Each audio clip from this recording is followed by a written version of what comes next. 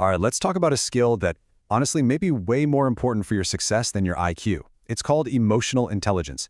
And trust me, by the end of this, you're going to see why it's the key to really taking control of your life. So to really get a grip on this, let's try a little thought experiment. Imagine that success, your success, is this giant, thriving tree. You know, the branches could be your skills, the trunk is your ambition, all the big stuff. But what about the leaves? I mean, what's that one tiny but absolutely essential part that keeps the whole thing alive and growing? Yep, that leaf, it's emotional intelligence. See, just like a single leaf is vital for a tree, mastering your emotions is the foundation for a successful life. It's really what powers everything else. Okay, so what in the world is this essential skill? Let's break it down and get a really clear definition. So, emotional intelligence, or EI as you'll hear it called, isn't about becoming some kind of robot with no feelings. No way. It's actually the complete opposite. It's about being able to handle those tough emotions like anger or frustration and knowing when and how to express the good ones. The bottom line, it's about you being the master of your emotions, not the other way around. Now, what's really wild is seeing how one tiny choice, one single moment, can completely alter your day, your career, your entire life. Let's dig into a story that splits into two totally different futures. Okay, so picture this. We've got a top executive.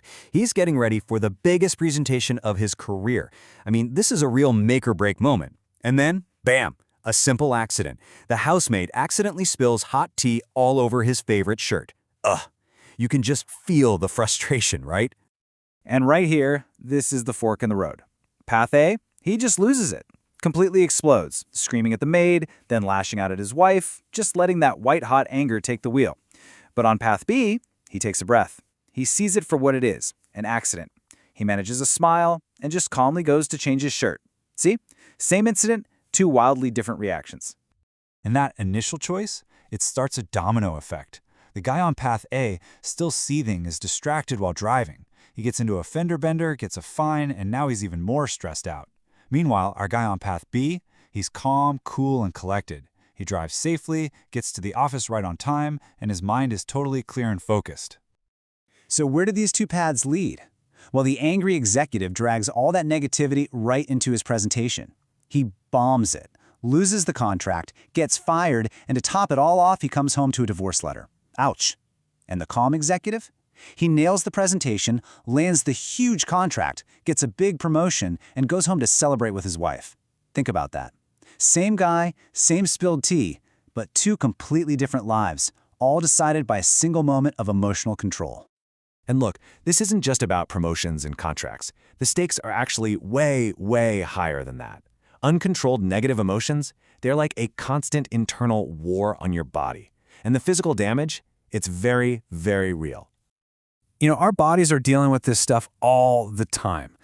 But when these feelings become your default state, when you're just always angry or anxious or sad, that's when your physical health really starts to take a hit. Let's get specific. Take anger. If you're constantly hostile, it's not just some personality quirk. It's like your body is stuck in fight mode. That forces your blood pressure through the roof, which, over time, seriously increases your risk for major heart problems.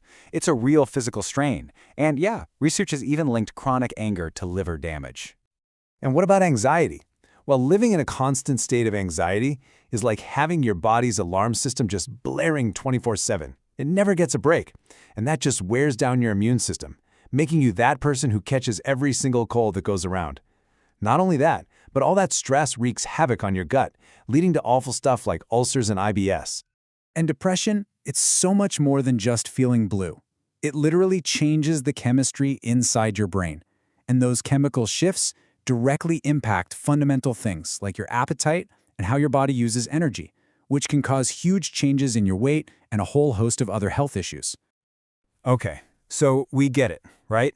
We've seen the devastating cost of not being in control and the incredible benefits when you are. The million-dollar question is, how do we actually do it? How do we build this skill? So here's a practical toolkit you can literally start using today. First up, deep breathing. When you feel that anger or panic starting to bubble up, just stop.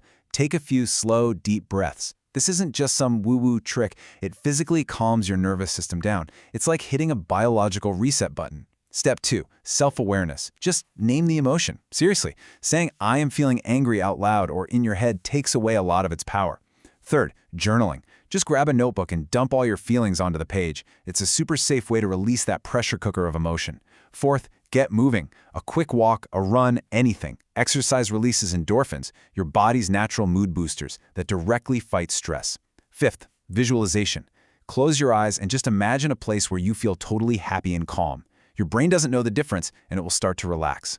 And finally, number 6, limit your triggers.